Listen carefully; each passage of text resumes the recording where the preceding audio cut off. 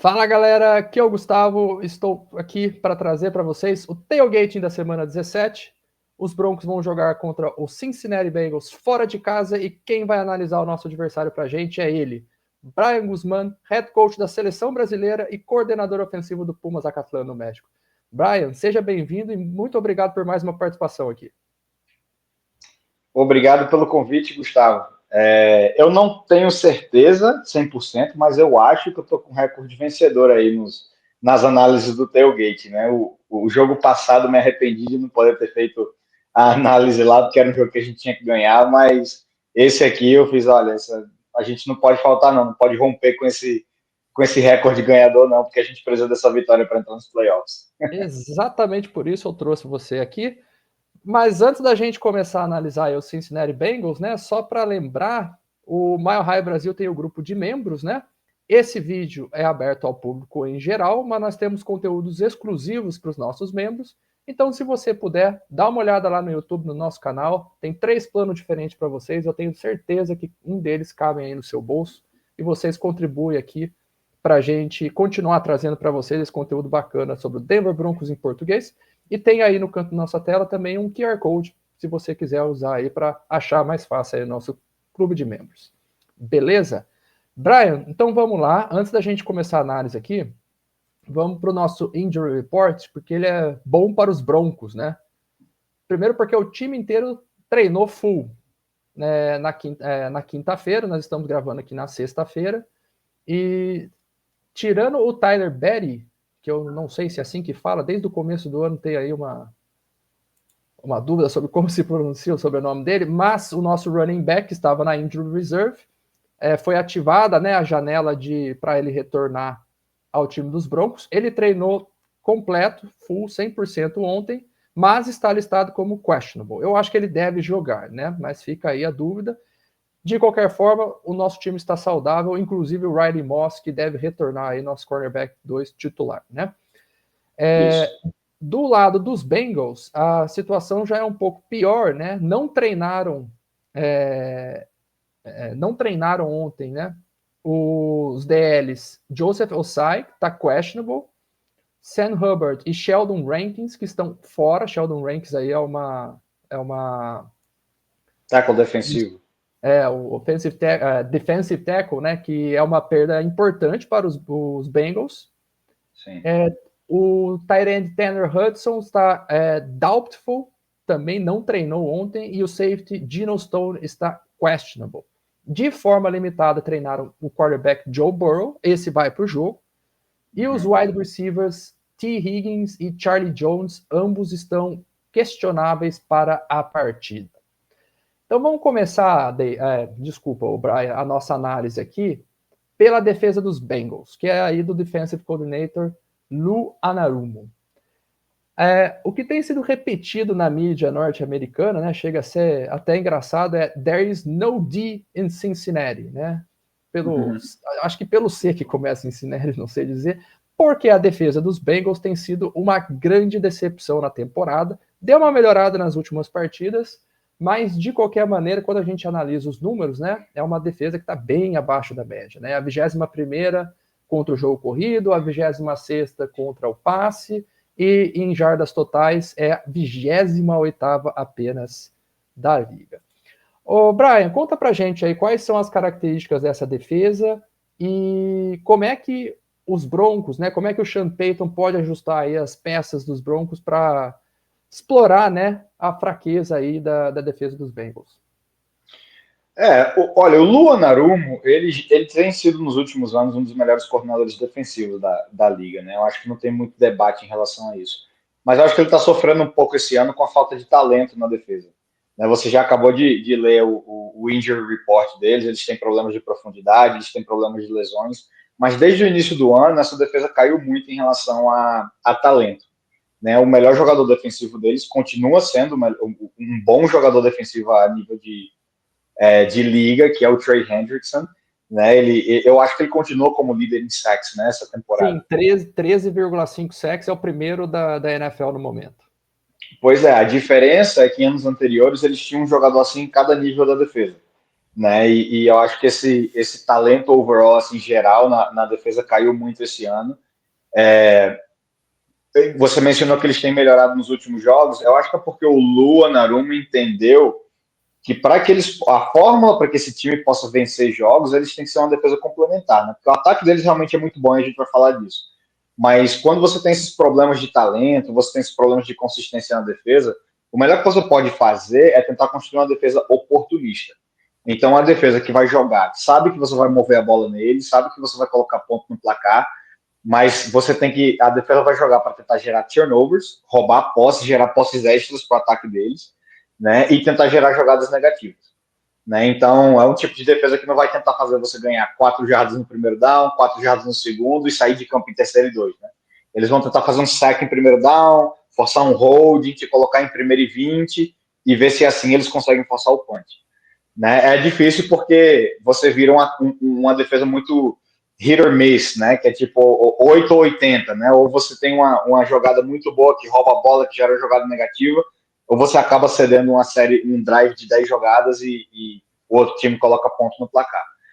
Eu acho que é uma oportunidade para a gente conseguir continuar construindo no jogo terrestre que do nada apareceu como uma fênix na primeira metade do jogo anterior e depois o Sean Payton acho que se entediou e disse não, vamos passar a bola e a gente acabou dando errado, né, pro Denver Broncos. Se a gente conseguir montar um jogo terrestre de 4 quartos, eu acho que a gente tem amplas chances de ganhar esse jogo, principalmente porque, e aí vai o detalhe, tem provisão de 80% de chuva, né, para as 4 da tarde lá no horário de Cincinnati, no Eastern Time. Então, eu acho que um jogo meio que chuvoso, né, meio que bagunçado, onde o jogo aéreo não tá deslanchando tanto, é uma vantagem para nós, né, para o Denver Broncos. Inclusive, a gente ganhou um jogo assim esse ano já contra o New York Jets. Né? Então, eu acho que esse tem que ser o tipo de jogo que a gente tem que tentar levar. Não é uma defesa deplorável, mas não é uma boa defesa. Né? Então, vai depender muito da paciência que o Sean Payton vai ter correndo a bola, né? E de qual vai ser o Bo Nix que vai aparecer nesse jogo. Né? Uma coisa, até que eu ia fazer uma pergunta para você, né? Porque isso aparece bastante no nosso grupo de WhatsApp lá dos membros, né? Claro que se estiver chovendo, eu acho que dificilmente ele vai abandonar o jogo terrestre, né?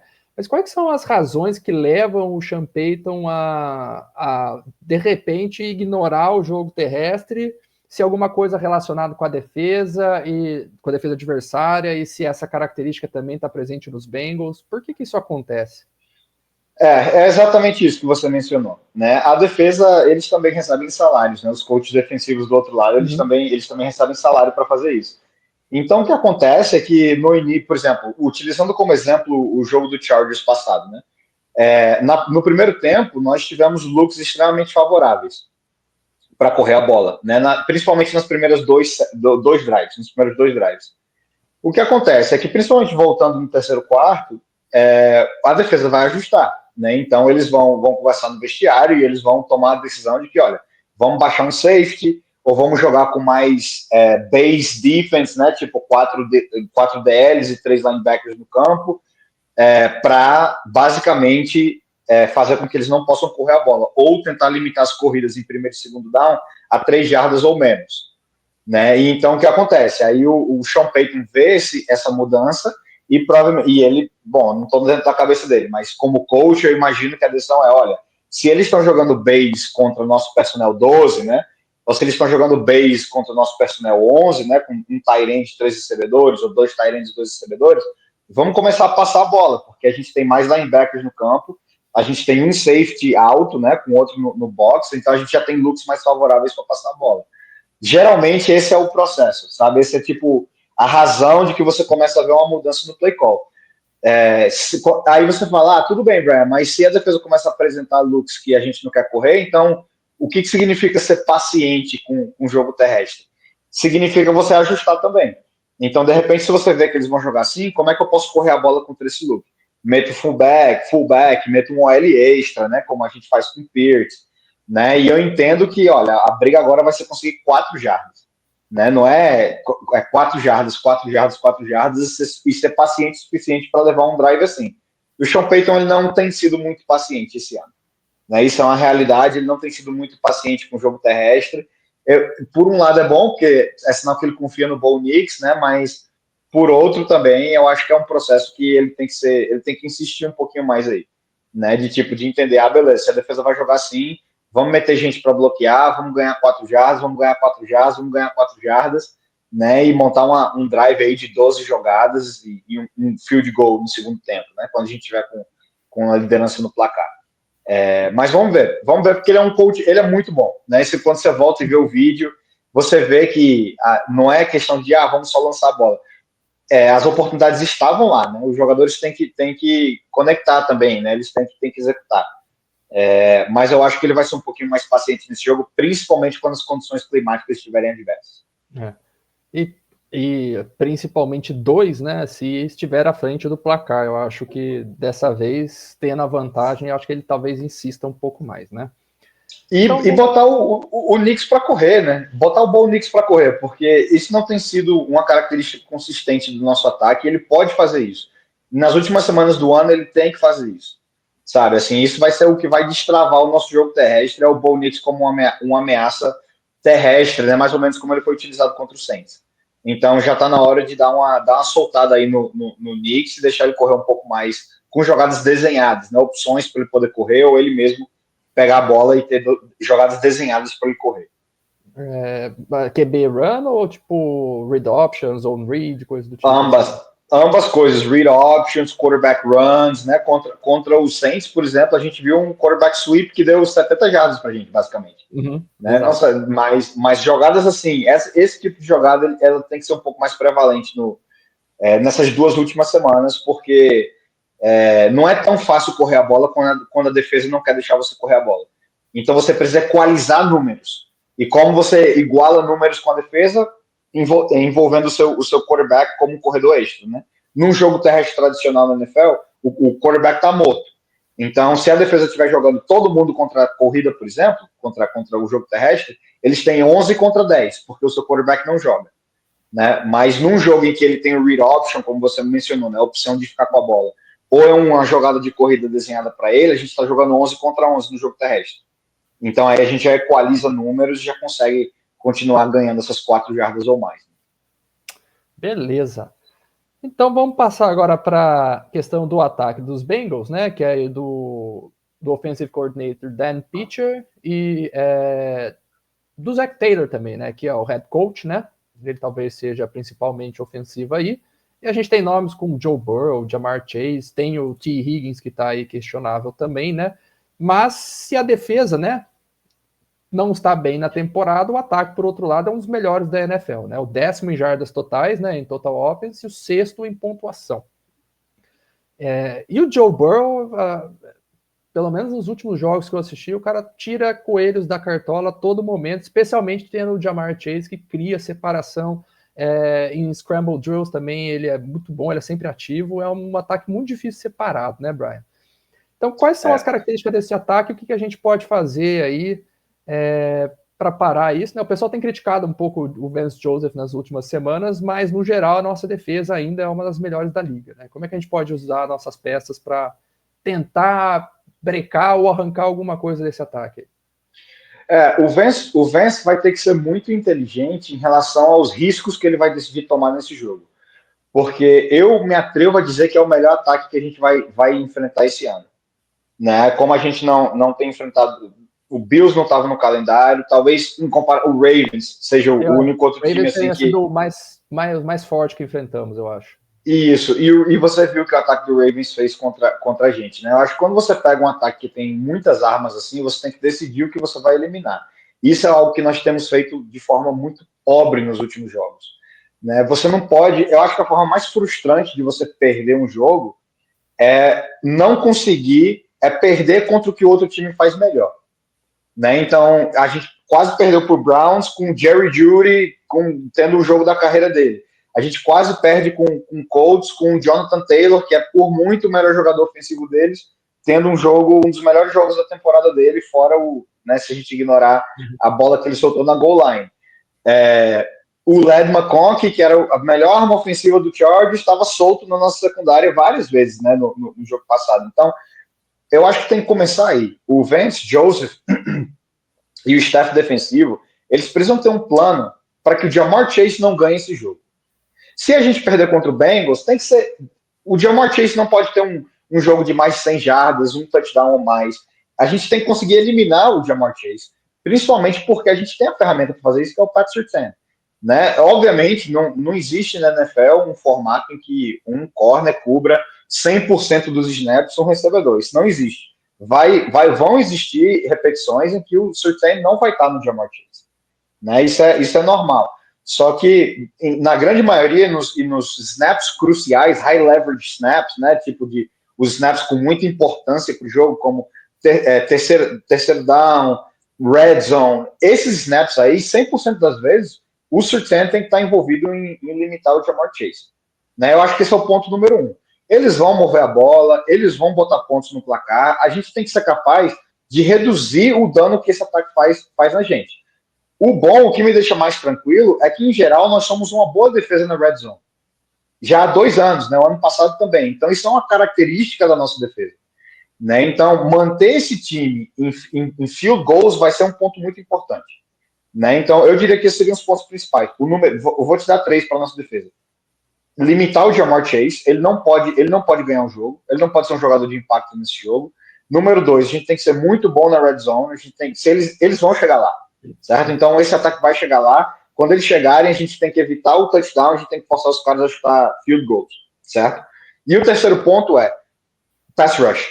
Tem que ser um jogo em que o Joe Burrow está sendo golpeado, ele está sendo atacado, ele está sendo derrubado, ele está sendo incomodado no pocket. O Joe Burrow é talvez o melhor quarterback da NFL esse ano navegando o pocket. Então essa pressão ela não pode ser só do Nick Bonito e do Jonathan Cooper por fora. Essa pressão ela tem que vir na cara dele. Né? A gente tem que encontrar uma forma de empurrar esse pocket na cara dele para que ele não possa fazer o que a gente chama de step up. Step up é quando o quarterback chega no final do drop back dele, ele sente aquele pass rush vindo aberto por fora dos defensive ends e ele escala o pocket, ele entra no pocket, né, e ele ganha aquele meio segundo, 1 segundo e meio extra quando ele faz esse step up para conseguir encontrar um Ja'Marr Chase, um T. Higgins, um Chase Brown no meio do campo.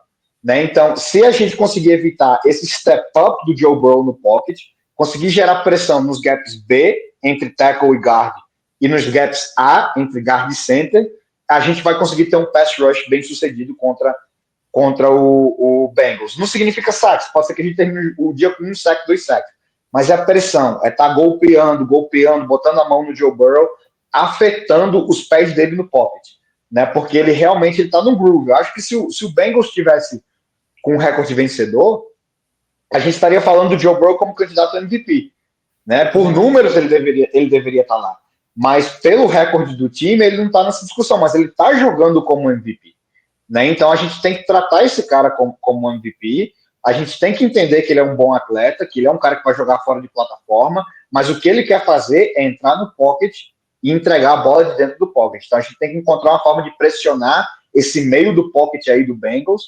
e tirar o Joe Burrow dessa zona de conforto que ele tem.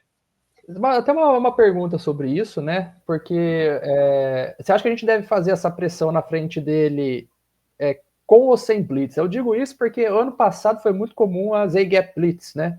Que o Alex Singleton fazia muito. E sem o Alex Singleton, eu pelo menos percebo menos desse tipo de blitz nesse ano. Você acha que a gente consegue fazer isso com four-man rush ou a gente vai precisar enfrentar essa linha ofensiva com blitz aí do linebacker, coisa do tipo? Olha, pelo que eu tenho lido e escutado, os tackles deles estão machucados. Né? Então, pode ser que eles estejam disponíveis e vão para o jogo, mas o Orlando Brown já tem mais de uma semana lidando com uma lesão aí que não está bem explicada na parte inferior da perna dele, né? E o tackle direito também, que o nome agora escapou, mas ele também está lidando acho que com tornozelo. Então, assim, a pressão inicial ela vai ter que vir por fora. Né? Eu não sou muito fã de o tempo todo estar mandando blitz. Né? É a característica do Vance Joseph e a gente vai ter que lidar com isso. Certo? Só que quando eu falo de ser inteligente em relação a escolher os seus riscos, você tem que saber exatamente quais são as situações em que você vai mandar 5 caras ou mais. Eu, por exemplo, não faria isso na Red Zone.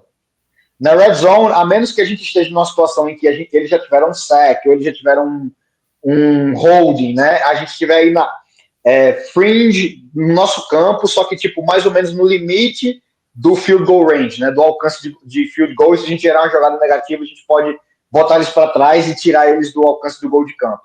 Essas seriam as situações. Eu escolheria aí 2, 3 situações no jogo que eu diria, essas são as situações que a gente vai atrás de Joe Burrow, né? Porque são situações em que, se ele queima a blitz, a gente tem espaço suficiente para conseguir dar o tackle em campo aberto, né? Porque se a gente estiver jogando press, a menos que seja o Surtain 1-1 com o Jamar, né? Mas tipo, se a gente estiver jogando press coverage, né? Botando a mão nos caras e estiver indo atrás do Joe Burrow, a coisa mais fácil do mundo vai ser ele fazer o drop back dele, jogar a bola para cima e esperar que o T. Higgins ou o Jamar Chase ganhem ou gerem um PI, né? Um pass interference aí. Então, o Vance Joseph ele não vai deixar de mandar blitz, ele não pode, é a característica da nossa defesa, nós somos bons fazendo isso, mas eu acho que a gente vai ter que apostar em conseguir pressionar com esses 4 caras e jogar cobertura atrás, né? Então, stunts, né? Utilizar o Jules Sanders, por exemplo, que já teve um sack, né? no jogo anterior.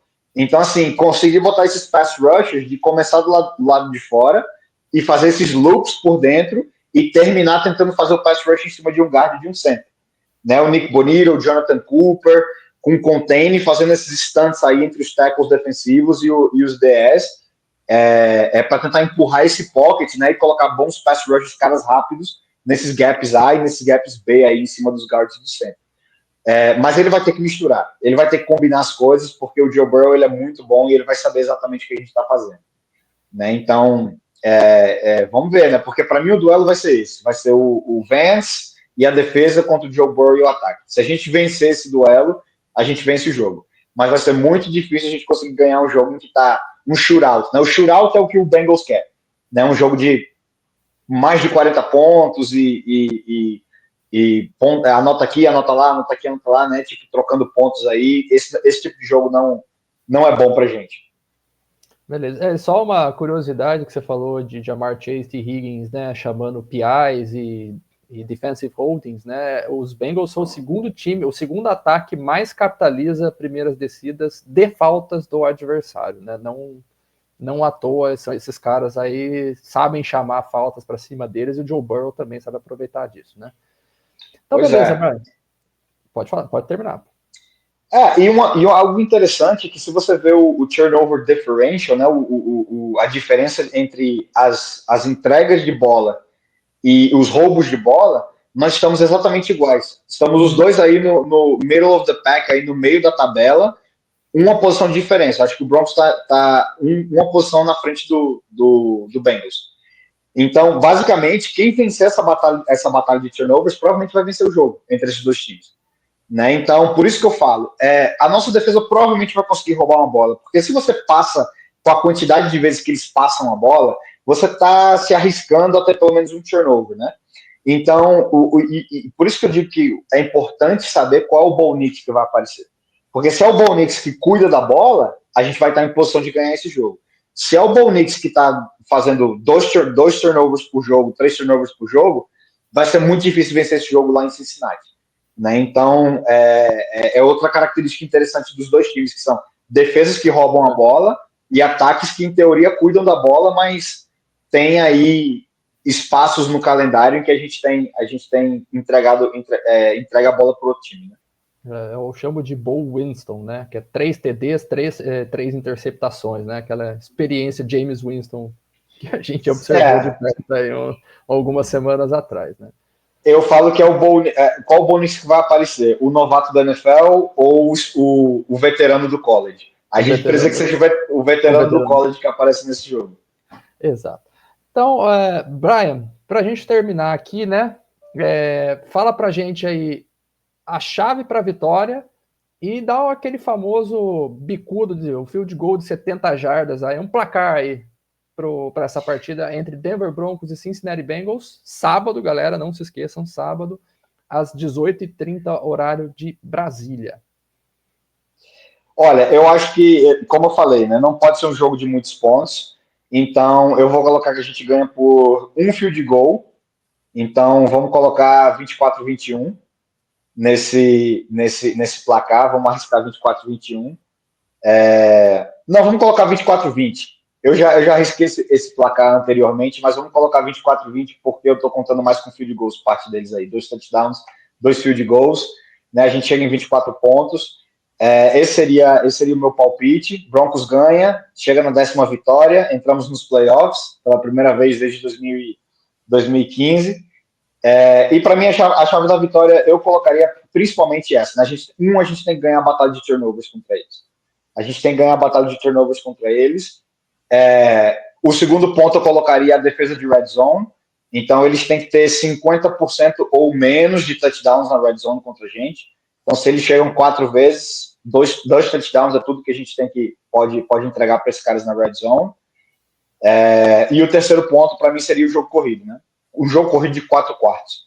O jogo corrido consistente de 4 quartos, mais de 100, 120 jardas correndo a bola. E eu acho que se a gente conseguir esses 3 pontos aí, a gente provavelmente sai de Cincinnati com a vitória. Então vamos torcer aí para que o Sean Payton escute o nosso tailgate aqui antes dessa partida. E, Brian, muito obrigado pela participação mais uma vez. Espero que o seu pé quente se mantenha e até a próxima, cara. É isso aí, vamos lá. E é isso aí, galera. Só lembrando, o Mile High Brasil está em diversas redes sociais, então dá aquela moral pra gente e dá uma olhadinha aí no nosso clube de membros, beleza? É isso aí, galera. Ficamos por aqui. Até a próxima. Fui!